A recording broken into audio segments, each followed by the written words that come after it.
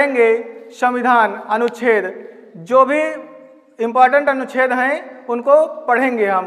तो इसलिए आप लोग मेहनत करो पढ़ाई के साथ, जो भी पॉइंट नोट करने वाले हैं नोट करते जाइएगा, और मेहनत करना है घर की स्थिति के देख करके, क्योंकि लापरवाही करोगे तो उसका नतीजा आगे आज नहीं तो 4 दिन बाद जरूर मिलेगा। क्योंकि जब पेड़ अगर बबूल का लगाओगे तो आम का फल कभी नहीं मिलेंगे। तो इसलिए आपको और हमको कर्म अच्छे करते जाना है, क्योंकि इंसान खाली हाथ तो आता है लेकिन ले करके बहुत कुछ जाता है। लोगों की दुआ, कर्म, अच्छा स्वभाव, अच्छा वर्चस्व, यही सब याद करते हैं। और इंसानियत हमेशा जिंदा रहनी चाहिए। अगर इंसानियत मर गई तो इंसान जिंदा लाश के समान है। आपको किसी के दुख पर, अगर वास्तव में आप किसी दुखी इंसान को देख करके परेशान होते हैं तो ईश्वर ने आपको इंसान बनाने में कोई कमी नहीं की। आज हम पढ़ेंगे अनुच्छेद और भाग। तो हम जानेंगे कि भाग 22 भाग होते हैं अनुच्छेद। अनुच्छेद 395 अनुच्छेद होते हैं, लेकिन इनके का, खा, गा, फर्स्ट, सेकंड, थर्ड करके 450 के समथिंग अनुच्छेद पहुंच जाते हैं। अनुसूची पूछी जाए 12 अनुसूची होती हैं अनुसूची। तो हम भाग पढ़ेंगे कि भाग 1 में क्या है। भाग फर्स्ट है भारत राज्यों का संघ है। जो भारत है राज्यों का संघ है। संघ एवं राज्य क्षेत्र, संघ एवं राज्य क्षेत्र, राज्य क्षेत्र। अब संघ एवं राज्य क्षेत्र का मतलब भारत में 28 राज्य व 8 केंद्र शासित प्रदेश हैं। किसमें कहा गया? भाग 1 में। अब भाग 1 देख लिए हम। भाग 2, भाग 2 में कहा गया नागरिकता। नागरिकता का वर्णन भाग 2 में है। भाग अगर 3 देखा जाए, पहले संघ एवं राज्य क्षेत्र, 2 में नागरिकता, 3 में मौलिक अधिकार। मौलिक अधिकार। संघ एवं राज्य क्षेत्र, 2 में नागरिकता, 3 में मौलिक अधिकार। भाग 4 देखते जाना, इसमें कौन कौन से भाग हैं और इन्हीं से क्वेश्चन बनेंगे। भाग 1 संघ एवं राज्य क्षेत्र, 2 में नागरिकता, 3 में मौलिक अधिकार, 4 में राज्य के नीति निर्देशक सिद्धांत। राज्य के नीति निर्देशक, राज्य के नीति निर्देशक सिद्धांत। उसके बाद हम पढ़ेंगे भाग 4 का जो का है, इसमें मूल कर्तव्य दिए हैं। मूल कर्तव्य, मूल कर्तव्य भाग 4 का का में है। अगर अनुच्छेद पूछा जाए, अनुच्छेद 51 का में दिया गया, ये अलग से जोड़ा गया था। भाग 4 का मूल कर्तव्य। अब देखना कि इसके बाद आएगा भाग 5, संघ के बारे में कहता है। भाग जो 5 है वो संघ के बारे में बात करता है। अब भाग 6 जो है राज्यों के बारे में बात करता है, राज्यों के बारे में। भाग 2 नागरिकता है। भाग 3 है मौलिक अधिकार। भाग 4 में है राज्य के नीति निर्देशक सिद्धांत। उसके बाद जो भाग 4 का कहता है मूल कर्तव्य, अनुच्छेद 51 के का में है। उसके बाद भाग 5 में संघ। अब संघ का मतलब जो केंद्र के बारे में बात करेगा। भाग 6 हमारा राज्यों के बारे में बात करेगा। अब देखना भाग 7, भाग 7 जो है 7वां संविधान संशोधन, 7वां संविधान संशोधन। भाग 7 को 7वें संविधान संशोधन द्वारा निरस्त कर दिया गया। इसको निरस्त कर दिया गया, निरस्त कर दिया गया। तो भाग 7 का काम क्या हुआ? समाप्त हो गया है। किस संविधान संशोधन द्वारा? भाग 7 को 7वां संविधान संशोधन द्वारा निरस्त कर दिया गया, यानी इसको खत्म कर दिया गया, समाप्त। अब अगला भाग हमारा जो आता है भाग 8 है। भाग 8 कहता है संघ राज्य क्षेत्र, यानी केंद्र शासित प्रदेशों के प्रशासन की बात कहता है। केंद्र शासित प्रदेश के प्रशासन की बात करता है, केंद्र शासित प्रदेश के प्रशासन की बात करता है। इसे हम क्या कहते हैं? संघ राज्य क्षेत्र। अब देखते जाना कि कौन कौन से भाग हैं। पहला भाग संघ एवं राज्य क्षेत्र, भारत राज्यों का संघ है। उसके बाद 2 कहता है नागरिकता, 3 में मौलिक अधिकार, 4 में राज्य के नीति निर्देशक सिद्धांत हैं। भाग 4 का जो अलग से जोड़ा गया बाद में मूल कर्तव्य अनुच्छेद 51 के का में, 5 है संघ, भाग 6 है राज्यों का वर्णन। उसके बाद आता है भाग 7 जो 7वां संविधान संशोधन द्वारा निरस्त कर दिया गया, यानी इसको समाप्त कर दिया गया। भाग 8 कहता है केंद्र शासित प्रदेश संघ राज्य क्षेत्रों के प्रशासन की बात करता है। अब हम आगे पढ़ेंगे भाग 9।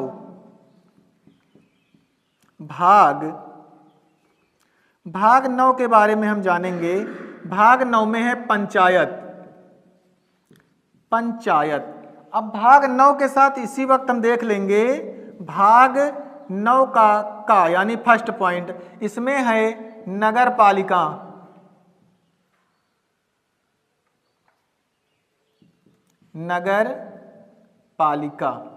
नगर पालिकाओं के बारे में बताया गया। भाग 9 का जो है नगर पालिका के बारे में बताता है। उसके बाद 9 का खा आता है, भाग 9 का खा बताता है। उसके बाद देखना कि भाग जो 9 है पंचायतों के बारे में बताता है, भाग 9 का बताता है नगर पालिकाएं, और उसके बाद 9 का खा बताता है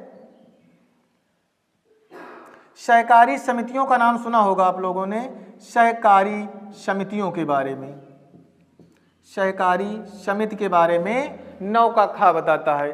अब देखते जाना कि भाग 9 में पंचायत है, 9 का में नगर पालिकाएं हैं, भाग 9 का खा में सहकारी समिति हैं। भाग 10 देखना,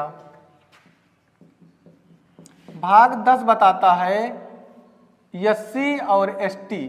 एससी एसटी का मतलब है अनुसूचित जाति और अनुसूचित जनजाति के बारे में कौन सा भाग बताता है? 10।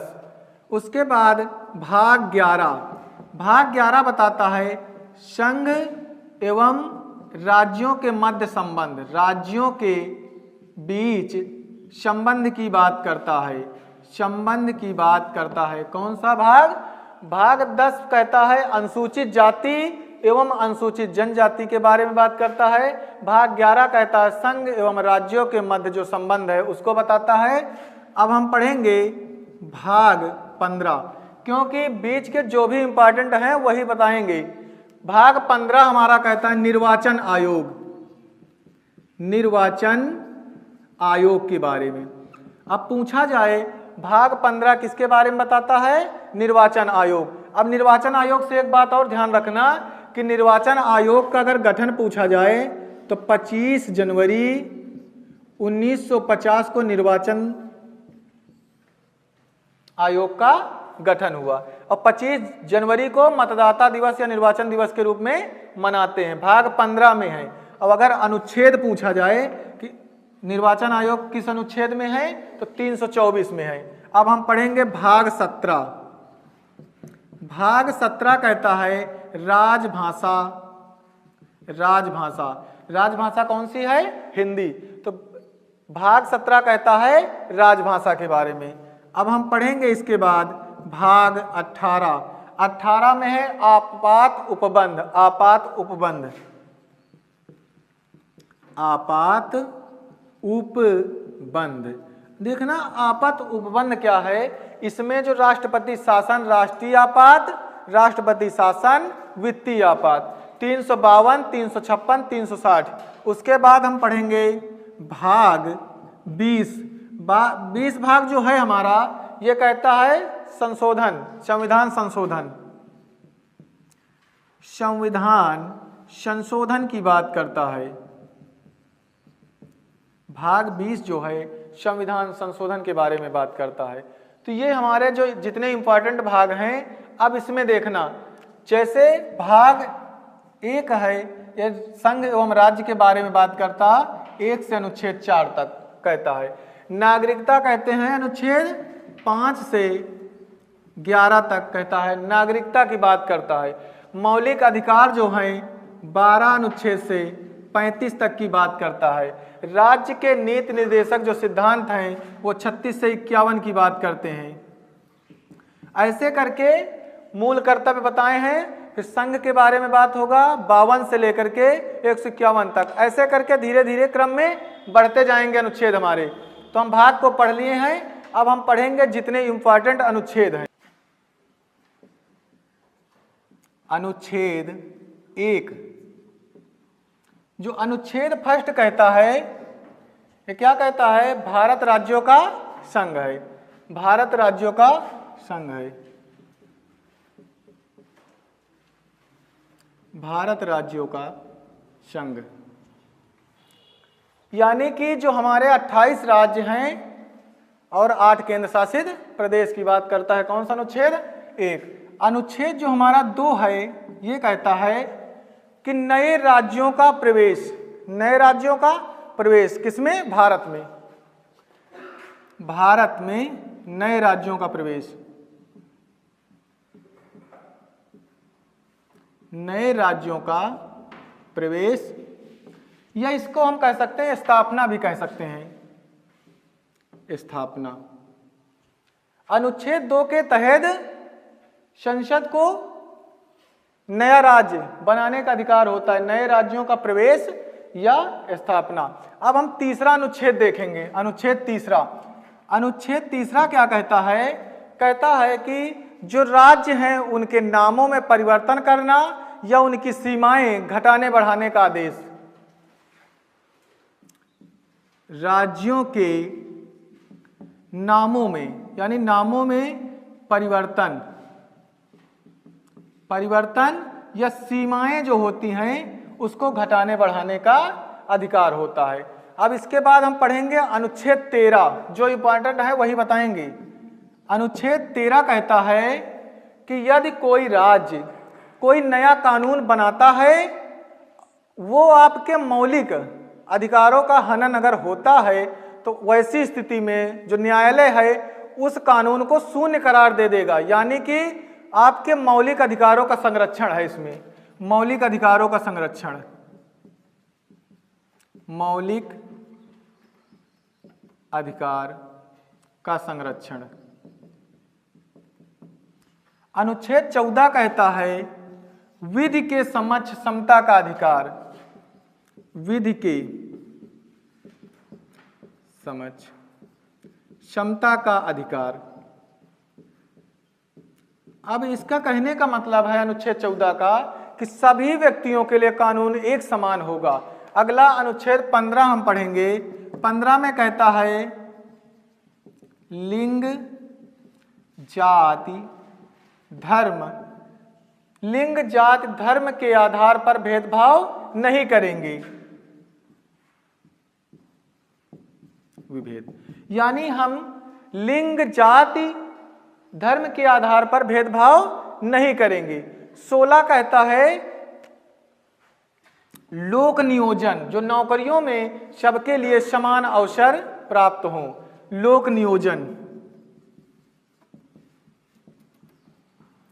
लोक नियोजन। अब अनुच्छेद 17 जो कहता है अप्रत्यक्षता, अप्रत्यक्षता मतलब होता है छुआछूत। छुआछूत जो है अनुच्छेद 17 कहता है अप्रत्यक्षता का अंत, यानी हम छुआछूत है, भेदभाव है, इसको हम नहीं करेंगे। अब 18 पढ़ेंगे हम, अनुच्छेद 18। 18 अनुच्छेद जो है वो उपाधियों का अंत करता है, उपाधियां, उपाधियों का अंत। उपाधियां क्या हैं? जैसे पहले क्या होता था कि लोग जैसे उपाधि दे देते थे ना अंग्रेजों के समय में, तो कहता है कि उपाधियों का अंत किस अनुच्छेद में? 18। अब हम पढ़ेंगे 19, अनुच्छेद 19। अब 19 में देखना कि कौन कौन से अधिकार हैं। 19 में स्वतंत्रता, स्वतंत्रता का अधिकार। अब देखना कि 19 जो है आपको स्वतंत्रता का अधिकार देता है। किन किन चीजों में स्वतंत्रता का अधिकार देता है? 19 का जो का है, यानी कि हम 19 का अगर ए बी सी करके मान लें, अनुच्छेद ए का जो फर्स्ट है वो कहता है वाक स्वतंत्रता मतलब बोलने का स्वतंत्रता, अभिव्यक्ति की स्वतंत्रता, अभिव्यक्ति की स्वतंत्रता, अभिव्यक्ति की स्वतंत्रता कहता है। उसके बाद प्रेस की स्वतंत्रता, प्रेस की स्वतंत्रता, प्रेस की स्वतंत्रता कहता है 19 का ए। और ये आरटीआई भी, आरटीआई जो 2005 में, अब देखना राइट टू इंफॉर्मेशन होता है आरटीआई, यानी जो 19 में स्वतंत्रताएं दी जाती हैं, कौन कौन सी स्वतंत्रता है? पहला है 19 का जो फर्स्ट है ए, वो कहती है अभिव्यक्ति की स्वतंत्रता, आपको बोलने का अधिकार है। प्रेस मीडिया की स्वतंत्रता है, आरटीआई राइट टू इंफॉर्मेशन 2005 में जो आया। अब 19 का जो बी कहता है कि बिना अस्त्र शस्त्र के आप कहीं भी घूम सकते हो, बिना शस्त्र के, बिना शस्त्र के कहीं भी घूम सकते हो, कहीं भी घूम सकते हो। यानी कि जो 19 का फर्स्ट है आपको बोलने का स्वतंत्रता देता है, मीडिया की स्वतंत्रता, प्रेस की स्वतंत्रता देता है। 19 का बी कहता है बिना अस्त्र शस्त्र के आप कहीं भी भारत में घूम सकते हो।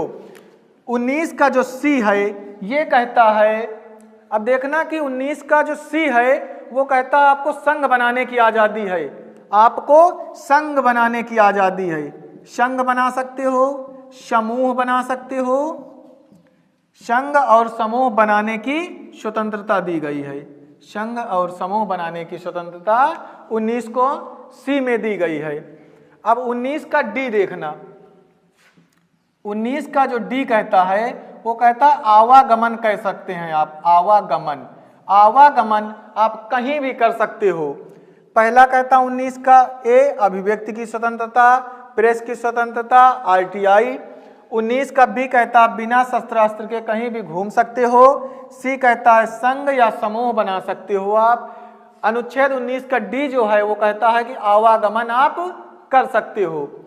अब 19 का जो ई है वो कहता है आप कहीं भी निवास कर सकते हो, कहीं भी निवास कर सकते हो, आप कहीं भी निवास कर सकते हो, कहीं भी रह सकते हो।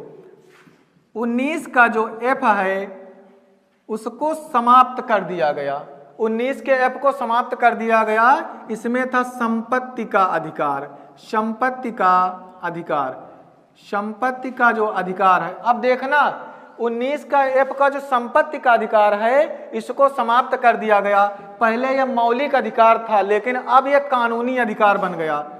300 का फर्स्ट पॉइंट, यानी जो 19 का एफ संपत्ति का अधिकार है उसको भेज दिए कहाँ पे?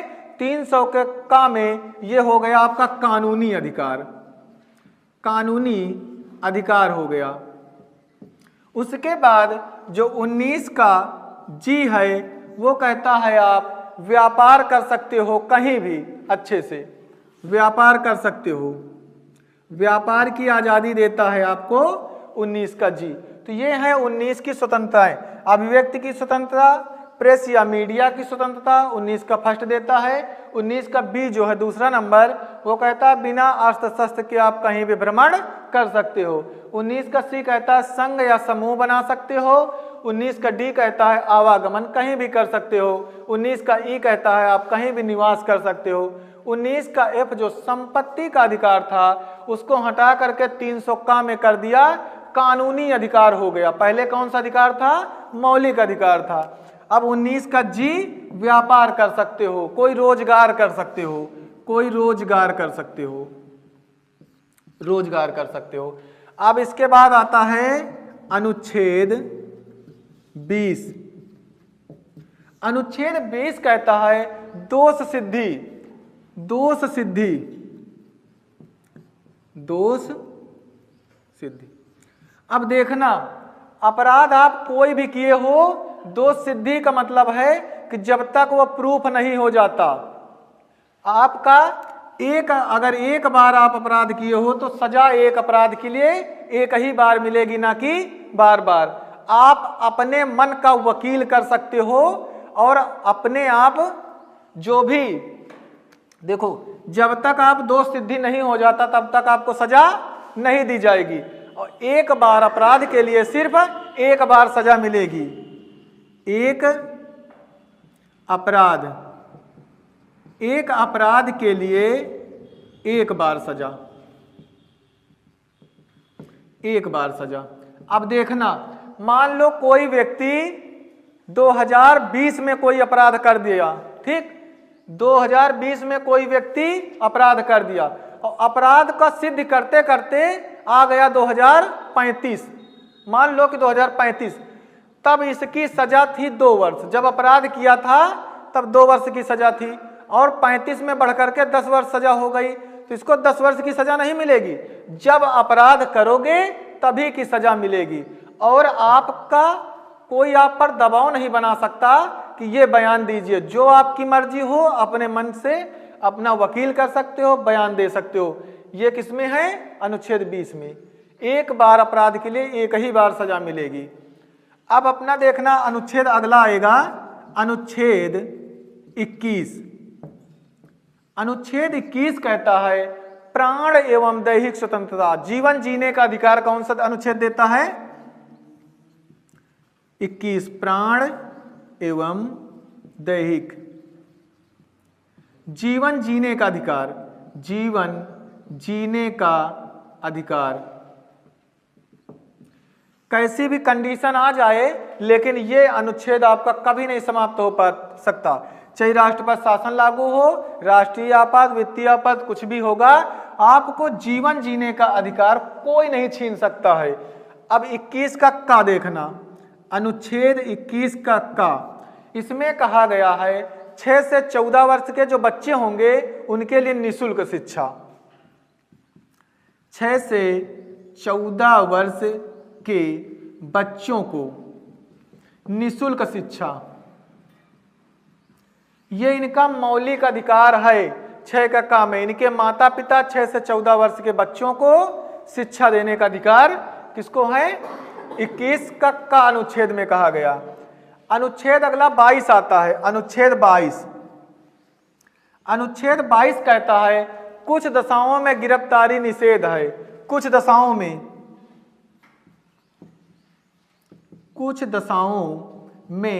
गिरफ्तारी निषेध है। यानी कि कहने का अर्थ यह है कि 22 कहता है कुछ दशाओं में गिरफ्तारी निषेध है, उस स्थिति में गिरफ्तारी नहीं होगी। पूछे जाने वाले अनुच्छेद हैं, तो इसका ये मतलब है कि आप लोग नोट करते रहिए और जो भी अनुच्छेद हैं पूछे जाने वाले इनको पढ़ते रहिएगा। अब हम पढ़ेंगे अनुच्छेद 23। अनुच्छेद 23 के बारे में पढ़ेंगे। अनुच्छेद 23, अनुच्छेद 23 जो है बेगारी से संबंधित है। बेगारी जैसे किसी भी बच्चे को तस्करी से संबंधित, जैसे कि बच्चों को बेच देते हैं बंधुआ मजदूर बना करके, तो ये रोक लगाता है अनुच्छेद 23। श्रम, यानी जो छोटे बच्चे होते हैं उनको आप बंधुआ मजदूर बना नहीं सकते हैं, उनको कहीं बेच नहीं सकते हैं। बेगारी, बाल जो मजदूरी होती है, छोटे बच्चों से मजदूरी कराई जाती है ना, कि बेच दिए कहीं, तो वो कार्य नहीं होगा। किस अनुच्छेद में बताया गया? 23 में। अनुच्छेद 24, अनुच्छेद 24 कहता है कि 14 वर्ष से कम आयु के बच्चों को कारखानों में काम करने से मना करना। 24 में कहता है 14 वर्ष से कम उम्र के बच्चों को, 14 वर्ष से कम आयु के बच्चों को कारखानों में जाने से मना करना। मना करना काम करने से, काम कारखानों में, यानी कारखानों में 14 वर्ष से कम आयु के बच्चों को कारखानों में काम करने से मना करना। अब अगला अनुच्छेद आता है 25।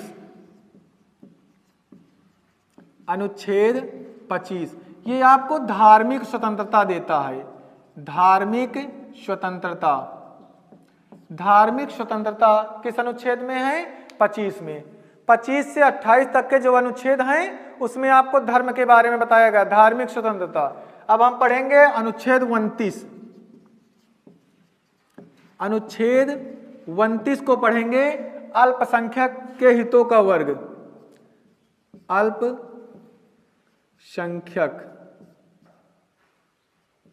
अल्पसंख्यक वर्ग के हितों का संरक्षण, हितों का संरक्षण। अब अनुच्छेद देखो 30 आगे आएगा। अनुच्छेद 29 कहता है अल्पसंख्यक वर्ग के हितों का संरक्षण। अनुच्छेद 23 कहता है कि अगर कोई भी अल्पसंख्यक वर्ग का व्यक्ति है वो अगर कहीं एक स्कूल या कॉलेज खोलता है तो सरकार अनुदान देने में कोई भेदभाव नहीं करेगी। अनुच्छेद 30 अल्पसंख्यक वर्ग जो है ये शिक्षण संस्थान खोलना चाहता है। शिक्षण संस्थान को अनुदान देना, अनुदान देगी। कौन अनुदान देगी? सरकार। यानी जो अल्पसंख्यक वर्ग है ये अगर कोई शिक्षण संस्थान खोलती है, स्कूल खोलता है तो सरकार जो है उसको अनुदान देने में भेदभाव नहीं करेगी। अब हम पढ़ेंगे अनुच्छेद 32।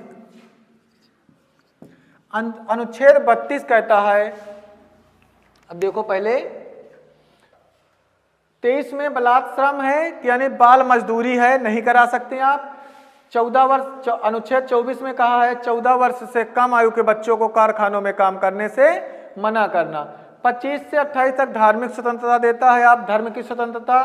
29 है अल्पसंख्यक के हितों का संरक्षण।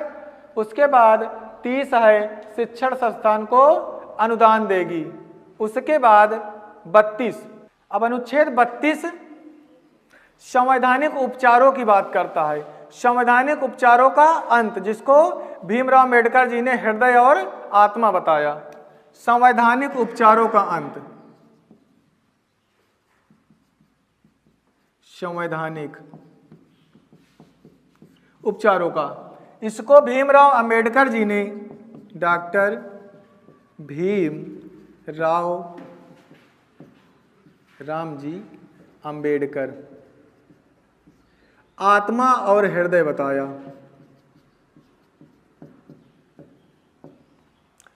अब उसके बाद हम पढ़ेंगे अनुच्छेद 40 पढ़ेंगे। अनुच्छेद 40 में कहा गया ग्राम पंचायतों का वर्णन, जो ग्राम पंचायत है।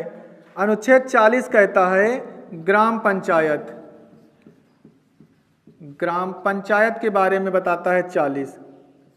अनुच्छेद जो 44 है कहता है एक समान सिविल संहिता की बात करता है। एक समान सिविल संहिता, एक समान सिविल संहिता, एक समान सिविल संहिता के बारे में अनुच्छेद 44 बात करता है। अनुच्छेद 48 कहता है आप कृषि कर सकते हो, आप पशुपालन कर सकते हो, तो पशुपालन के विषय की बात करता है अनुच्छेद 48। कृषि एवं पशुपालन, कृषि एवं पशुपालन की बात करता है अनुच्छेद 48। अब अनुच्छेद 49 जो 49 है वो कहता है कि राष्ट्रीय स्मारक जो भी है, Taj Mahal, India gate, gateway of India, Lal Qila, वो सब स्मारकों का संरक्षण कौन करेगा? सरकार। राष्ट्रीय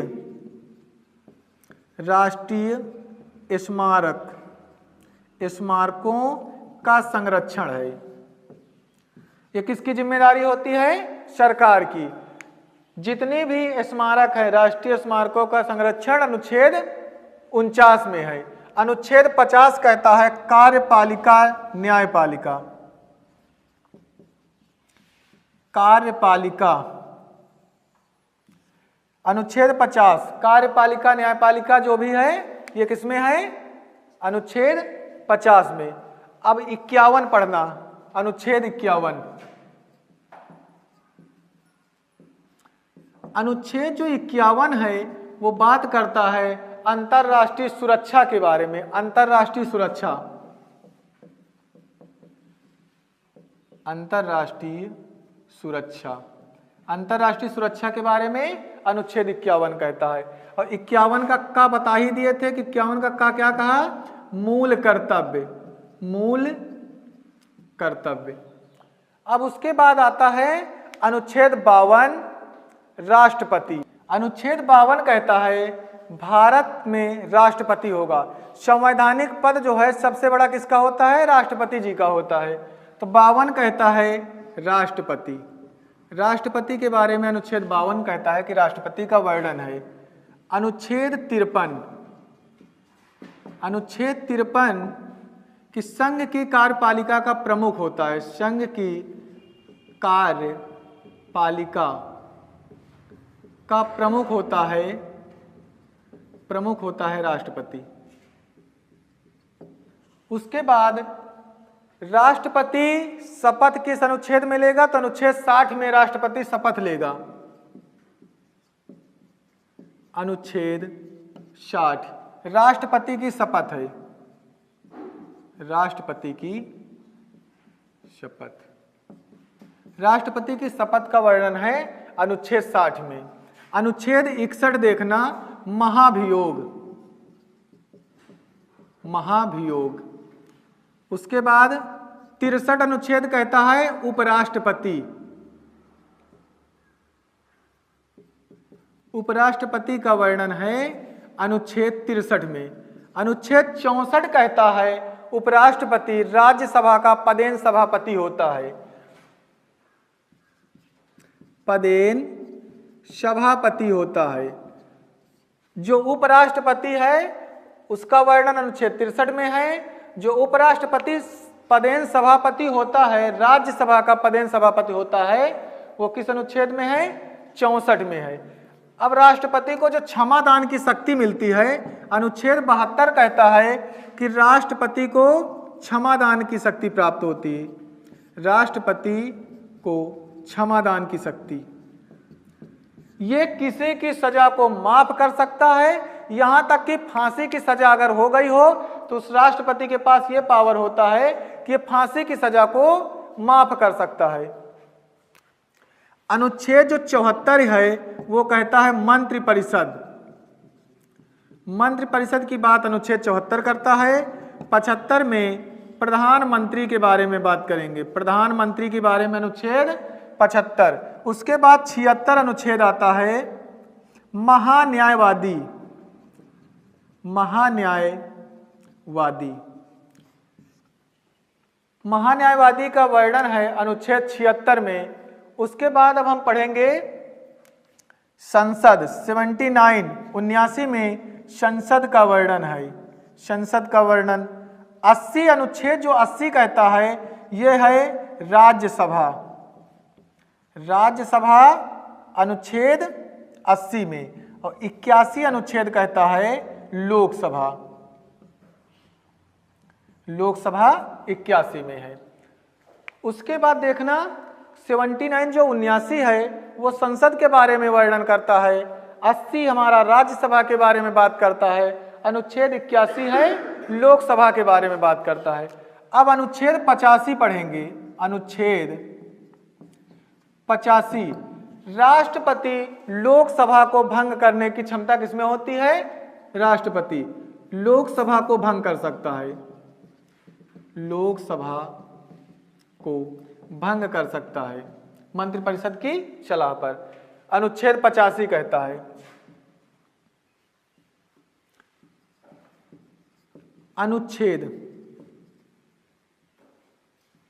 अनुच्छेद जो 89 है वो कहता है राज्यसभा में एक सभापति एक उपसभापति होगा।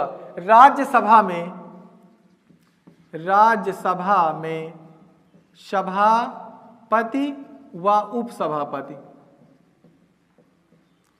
अनुच्छेद 89 कहता है राज्यसभा में एक सभापति और उपसभापति होगा।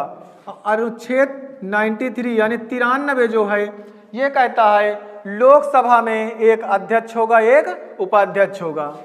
लोकसभा में लोकसभा में अध्यक्ष एवं उपाध्यक्ष। लोकसभा में एक अध्यक्ष होगा और एक उपाध्यक्ष होगा। उसके बाद अनुच्छेद जो हमारा 100 है वो निर्णायक मत का होता है। निर्णायक मत यानी इस कंडीशन में अगर दोनों तरफ की सीटें बराबर हो जाएं यानी 50% हो जाए तो लोकसभा जो अध्यक्ष होता है, अध्यक्ष को क्या अधिकार होता है, वो निर्णायक मत दे सकता है। अनुच्छेद 108 कहता है, अब देखना पहले अनुच्छेद 85 में लोकसभा राष्ट्रपति भंग कर सकता है। अनुच्छेद 89 राज्यसभा में सभापति एवं उपसभापति होगा। अनुच्छेद 93 में लोकसभा में अध्यक्ष एवं उपाध्यक्ष होगा। अनुच्छेद 100 कहता है अध्यक्ष को निर्णायक मत देने का अधिकार होता है उस कंडीशन में जब दोनों पक्ष बराबर हो जाएं। 108 में संयुक्त अधिवेशन बुला सकता है राष्ट्रपति। संयुक्त अधिवेशन बुला सकता है राष्ट्रपति। फिर उसके बाद अनुच्छेद 9 में संयुक्त अधिवेशन की अध्यक्षता लोकसभा अध्यक्ष करेगा। अधिवेशन की अध्यक्षता कौन करेगा? लोकसभा अध्यक्ष। पहले लोकसभा अध्यक्ष अगर कौन थे? गणेश वासुदेव मालवंकर जी थे। इतनी समय 17वीं लोकसभा के अध्यक्ष कौन हैं? ओम बिरला जी हैं। अनुच्छेद 110 में कहा गया धन विधेयक के बारे में अनुच्छेद 110 कहता है। अनुच्छेद 111 कहता है कि पारित विधेयक होगी वो राष्ट्रपति के पास जाएगी। राष्ट्रपति महोदय जी के साइन होते हैं।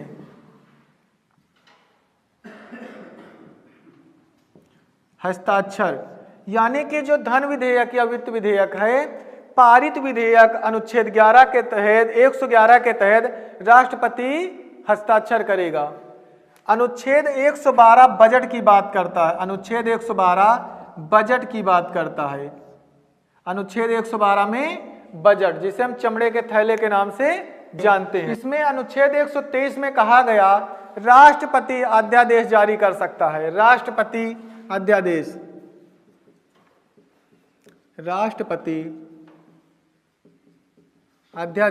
जारी कर सकता है। राष्ट्रपति अध्यादेश जारी कर सकता है अनुच्छेद 123 के तहत। वही तरीका है कि इधर 213 कर दो। अनुच्छेद 213 में राज्यपाल अध्यादेश जारी कर सकता है। राज्यपाल अध्यादेश जारी कर सकता है। अनुच्छेद 123 कहता है कि राष्ट्रपति अध्यादेश जारी कर सकता है। अनुच्छेद 213 कहता है राज्यपाल अध्यादेश जारी कर सकता है। अब देखना कि केवल इसमें क्या किया गया, 2 को आगे उठा करके रख दिया गया।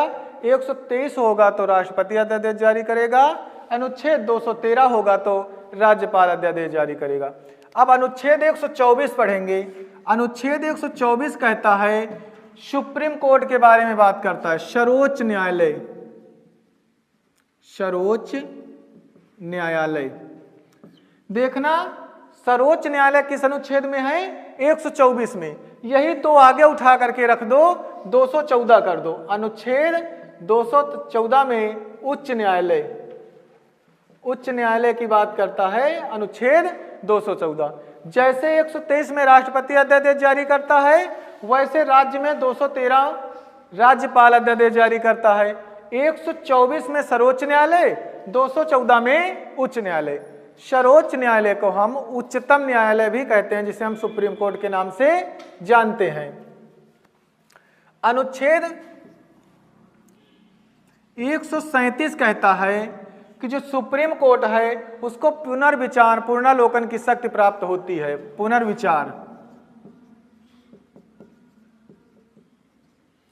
पुनर्विचार की शक्ति प्राप्त होती है अनुच्छेद 137 के तहत। अनुच्छेद 143 कहता है कि राष्ट्रपति किसी भी विधिक सलाह के लिए कोई भी परामर्श या सलाह सुप्रीम कोर्ट से सलाह ले सकता है। राष्ट्रपति सर्वोच्च न्यायालय से परामर्श ले सकता है, परामर्श सलाह ले सकता है, लेकिन राष्ट्रपति बाध्य नहीं है कि वो सर्वोच्च न्यायालय के सलाह को माने। कहने का मतलब है अनुच्छेद 143 कहता है 143 कि राष्ट्रपति सर्वोच्च न्यायालय में किसी भी बात को लेकर के सुप्रीम कोर्ट के मुख्य न्यायाधीश से सलाह ले सकता है, लेकिन बाध्य नहीं है कि उस सलाह को माने। अब हम आगे पढ़ेंगे अनुच्छेद 148। अनुच्छेद 148 कहता है सीएजी जो होता है नियंत्रक एवं महालेखा परीक्षक, नियंत्रक एवं महालेखा परीक्षक की बात करता है। नियंत्रक एवं महालेखा परीक्षक की बात कौन सा अनुच्छेद करता है? अनुच्छेद 148। अब हम पढ़ेंगे इसके बाद अनुच्छेद 148 हो गया। अनुच्छेद 153 ये कहता है राज्यपाल के बारे में। जैसे 52 में राष्ट्रपति था वैसे 153 में राज्यपाल है। उसके बाद हम पढ़ेंगे अनुच्छेद 72 पढ़े थे कि राष्ट्रपति को क्षमादान की शक्ति प्राप्त होती है, वैसे अनुच्छेद 161 में राज्यपाल को भी क्षमादान की शक्ति प्राप्त होती है, क्षमादान की शक्ति प्राप्त होती है। लेकिन एक बात नोट रखना कि राष्ट्रपति अनुच्छेद 72 में फांसी की सजा को माफ कर सकता है, लेकिन राज्यपाल के पास ये अधिकार नहीं होता है कि वो किसी की फांसी की सजा को माफ कर सके। अब उसके बाद हम पढ़ेंगे 165। जैसे ही हमने पढ़ा था 76 में महान्यायवादी, वैसे ही 165 में होता है महाअधिवक्ता।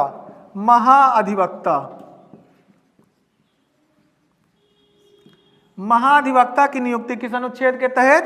165 के तहत महाधिवक्ता की नियुक्ति होती है। अब अनुच्छेद 168 पढ़ेंगे। अनुच्छेद 168 इसमें है विधानमंडल। जैसे 79 में संसद पढ़े थे वैसे ही 168 में क्या है? विधानमंडल। अनुच्छेद 169 में विधान परिषद है, विधान परिषद। 169 में क्या है? विधान परिषद। भारत में सभी राज्यों में विधान परिषद नहीं है, विधान परिषद केवल 6 राज्यों में है। आगे अभी बताएंगे हम। अनुच्छेद 170 में पढ़ेंगे विधानसभा, विधानसभा के बारे में। जैसे हमने 80 में राज्यसभा पढ़ा वैसे ही 169 में राज्यों में विधान परिषद होती है। जैसे अनुच्छेद 81 में लोकसभा को पढ़ा वैसे 170 में क्या पढ़ेंगे? विधानसभा को। उसके बाद हम पढ़ेंगे अनुच्छेद 214 हो गया उच्च न्यायालय का। 213 राज्यपाल अध्यादेश जारी कर सकता है। अब आप पढ़िएगा 233 अनुच्छेद को देख लीजिएगा। अनुच्छेद 233 सत्र या जिला न्यायालय, सत्र या जिला न्यायालय। अनुच्छेद 246 कहता है जनगणना। जनगणना अनुच्छेद 246 में बताया गया है। अनुच्छेद 266 कहता है संचित निधि के बारे में, संचित निधि के बारे में बात करता है। जो सरकार को सैलरी दी जाती है, जितने भी विभाग के सरकारी, यानी कि जो मंत्री लोगों की सरकारी सैलरी है या सुप्रीम कोर्ट, हाई कोर्ट के जज की सैलरी, वो किससे दी जाती है? संचित निधि से। जो भारत की संचित निधि है उससे सुप्रीम कोर्ट की सैलरी दी जाती है। राज्य की जो संचित निधि होती है राज्य के उच्च न्यायालय को दी जाती है।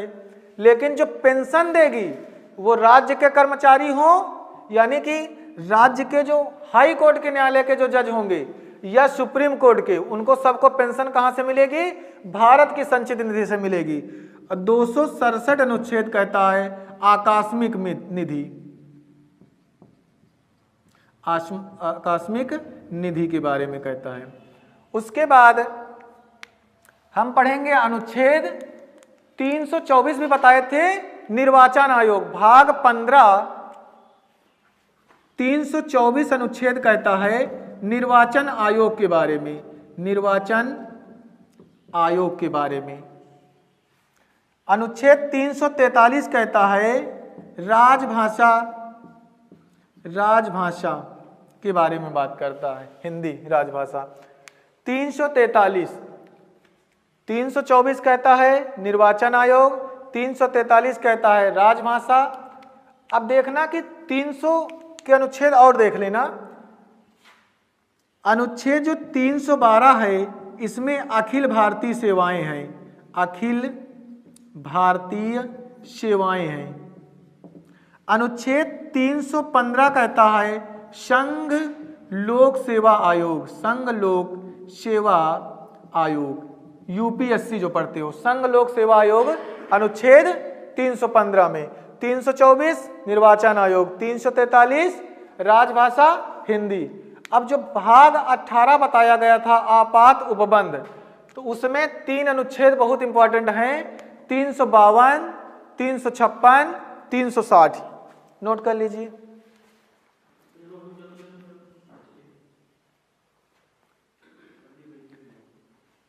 बताया गया था कि अनुच्छेद टोटल कितने हैं? 395। अब 395 तो संभव नहीं है कि आप याद कर पाओ, लेकिन जो पूछे जाने वाले हैं इंपॉर्टेंट 70 से 80 अनुच्छेद के लगभग, उनको आप पढ़ सकते हो। याद करना पड़ेगा, ऐसे नहीं याद होगा, मेहनत करना पड़ेगा, लिखना पड़ेगा। पढ़ाई का सबसे अच्छा तरीका होता है कोई चीज आप पढ़ो, उसके बाद उसका दिमाग में मनन करते रहो, वो चीजें लंबे समय तक याद रहेंगी। केवल अगर सोचो कि हम मोबाइल से पढ़ करके पास हो जाएंगे, असंभव है।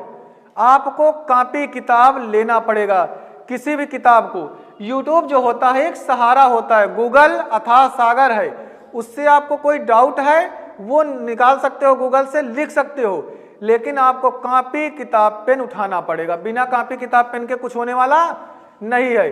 10 किताबें एक बार पढ़ने से अच्छा है एक किताब को 10 बार पढ़ा जाए। जब पढ़ोगे तभी कुछ सीखोगे, क्योंकि संघर्ष ही जीवन है, बिना संघर्ष के आज तक कोई महान नहीं बना। उपबंध, आपात उपबंध में अब देखना 352 अनुच्छेद 352, अनुच्छेद 352 कहता है राष्ट्रीय आपात की बात करता है, राष्ट्रीय आपात, राष्ट्रीय आपात की बात करता है। अनुच्छेद 356 जो है राष्ट्रपति शासन की बात करता है, राष्ट्रपति शासन की बात करता है। अनुच्छेद जो 360 है वित्तीय आपात की बात करता है, वित्तीय आपात की बात करता है। उसके बाद जो भाग 20 आप पढ़े थे संशोधन प्रक्रिया, संविधान संशोधन, वो अनुच्छेद 368 में है, अनुच्छेद 368 में है संशोधन, संविधान संशोधन अनुच्छेद 368 में। तो जो भी इंपॉर्टेंट अनुच्छेद हैं उनको पढ़ना पड़ेगा। अब बिना पढ़े कुछ हो नहीं सकता, ठीक ना। अगर आप सोच रहे हो कि सब कुछ हम बिना पढ़े हो जाए, मोबाइल देख लेंगे तो हो जाएगा, तो नहीं होगा। आपको कॉपी किताब पेन उठाना पड़ेगा। अब देखना 300 के कुछ इंपॉर्टेंट और हैं जो पढ़ने वाले हैं। 330, अनुच्छेद 331, अनुच्छेद 332, अनुच्छेद 333।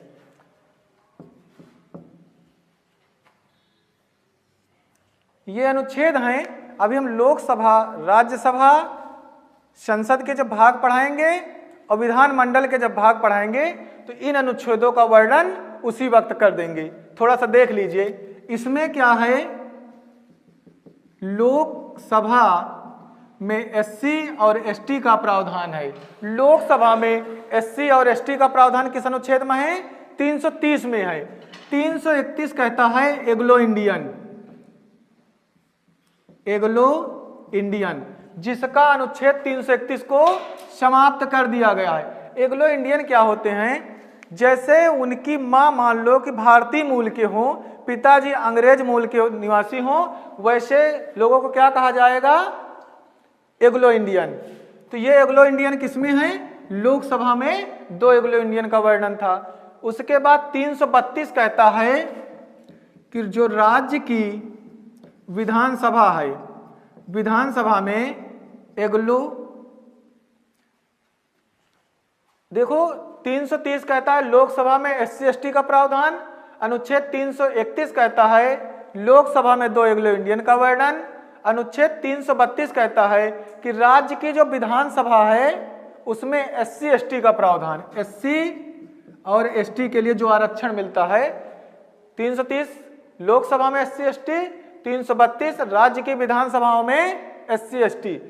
331 अनुच्छेद एंग्लो इंडियन की बात करता है लोकसभा में, और उसके बाद विधानसभा, राज्य की विधानसभा में 333 के तहत एग्लो इंडियन।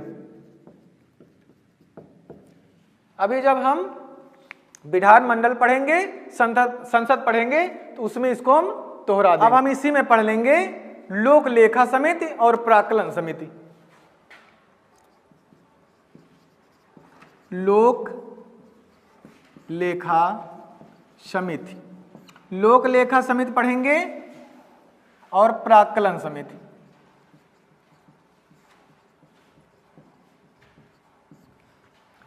थोड़ा सा जान लीजिएगा, लोक लेखा समिति से क्वेश्चन पूछे जाते हैं और प्राक्कलन समिति से पूछा जाएगा कि सबसे पुरानी समिति कौन सी है?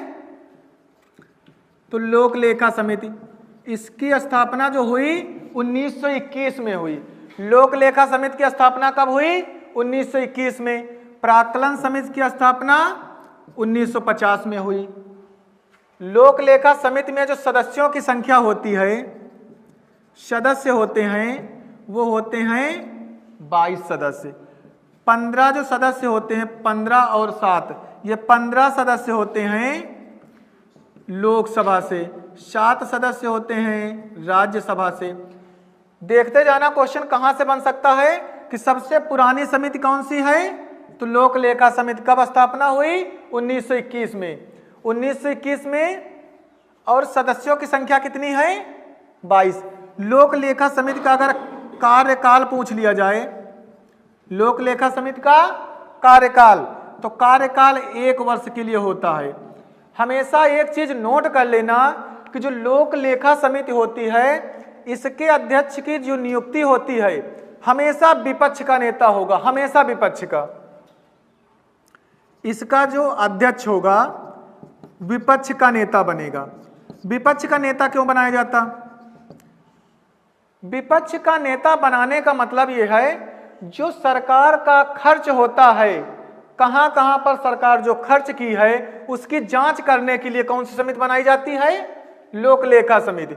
यानी कि नियंत्रक एवं महालेखा परीक्षक, नियंत्रक एवं महालेखा परीक्षक की रिपोर्ट की जांच के लिए बनाई जाती है समिति। जांच, जो नियंत्रक एवं महालेखा परीक्षक की जो रिपोर्ट तैयार होती है, सरकार के खर्च लगते हैं कहां पर, वो किस समिति द्वारा? लोक लेखा समिति। लोक लेखा समिति का जो अध्यक्ष बनेगा हमेशा विपक्ष का होगा। अब देखना कि लोक लेखा जो समिति है, इसमें सदस्यों की संख्या कितनी होती है? 22। 15 लोकसभा से, 7 राज्यसभा से। इसको लोक लेखा समिति को प्राक्कलन समिति की जुड़वा बहन भी कहा जाता है। पूछा जाए प्राक्कलन समिति की जुड़वा बहन किसे कहा जाता है? तो लोक लेखा समिति को। इसमें सदस्यों की संख्या 22 होती है, 15 लोकसभा से, 7 राज्यसभा से। कार्यकाल सिर्फ 1 वर्ष का होता है। अब देखो, अध्यक्ष होता है, अगर अध्यक्ष चुना जाएगा तो अध्यक्ष कौन चुनेगा? तो लोकसभा अध्यक्ष। जो लोकसभा अध्यक्ष होगा वो लोक लेखा समिति के अध्यक्ष की नियुक्ति करेगा। पहले लोकसभा अध्यक्ष कौन थे? गणेश वासुदेव मालवंकर जी थे। इतनी समय जो प्रेजेंट में हैं ओम बिरला जी हैं 17वीं लोकसभा के अध्यक्ष। तो इनके जो लोक लेखा समिति का अध्यक्ष होगा, विपक्ष दल का होगा, उसकी नियुक्ति कौन करेगा? लोकसभा अध्यक्ष करेगा। यह सबसे पुरानी समिति है, 1921 में स्थापना हुई। कार्यकाल कितना है? 1 वर्ष। ये विपक्ष का नेता इसलिए चुना जाता है कि क्या वास्तव में जो सरकार ने खर्च किया है सही जगह लगाया है या नहीं। ये हो गई आपकी लोक लेखा समिति। अब हम प्राक्कलन समिति को जानेंगे। प्राक्कलन समिति में सदस्यों की जो संख्या होती है 30 होती है। 30 के 30 जो सदस्य होते हैं लोकसभा से होते हैं। लोकसभा से 30 के 30 सदस्य होते हैं। लेकिन इसमें इस प्राक्कलन समिति का कार्य यह होता है सरकार के खर्च को कम करना तथा प्रशासन व्यवस्था को व्यवस्थित अच्छे से बनाए रखना। यह सरकारी खर्च को कम करना, सरकारी खर्च को कम करने के लिए बनाई जाती है। और प्रशासन व्यवस्था को बेहतर बनाने के लिए कौन सी समिति बनाई जाती है? प्राक्कलन। इसमें पूछा जाए कि सदस्यों की संख्या 30 होती है लेकिन केवल लोकसभा से आते हैं। इसका अगर कार्यकाल पूछा जाए, कार्यकाल तो 1 वर्ष का होता है। कितने वर्ष का होता है? 1 वर्ष का होता है। जो प्राक्कलन समिति है 1950 में बनी है, इसमें सदस्यों की संख्या 30 होती है। कार्यकाल कितना होता है? 1 वर्ष। जो इसका अध्यक्ष बनेगा, इसका अध्यक्ष की नियुक्ति कौन करेगा? तो भी लोकसभा अध्यक्ष ही करेगा। ये इसका काम होता है सरकारी खर्च को कम करना, प्रशासन व्यवस्था को व्यवस्थित अच्छे से बनाए रखना। समय हर समय को बदल देता है, बस समय को थोड़ा सा समय चाहिए। पढ़ते रहो। देखो, ये मत सोचो कि टाइम पीरियड कितना है और हमें अभी फॉर्म नहीं पड़ा है फिर पढ़ लेंगे, ये कभी नहीं सोचा जाता। क्योंकि जिसने कहा कल बात गई टल, जिसने कहा परसों बीत गए बरसों, जिसने कहा आज उसी ने किया राज।